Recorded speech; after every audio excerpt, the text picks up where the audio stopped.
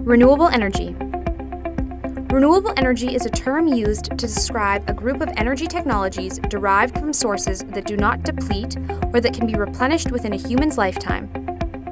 The most common renewable energy sources are solar, which harnesses the sun for energy; wind, which utilizes the motion of wind to create electricity; hydropower, which uses moving water to generate power; biomass, which refers to a large group of technologies that use living or recently living organisms and waste to create energy; tidal. Tidal uses the rise and fall of the tides to create electricity; geothermal, which uses the internal heat from the earth for energy. Nuclear energy is not considered a renewable energy source. It is considered an alternative energy source.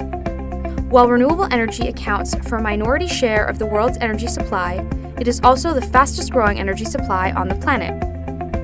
Renewable energy is sought after because it is a clean source of energy, meaning that it does not directly produce greenhouse gas emissions or air pollutants.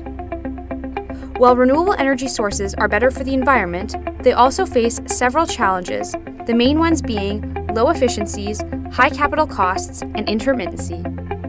That's renewable energy.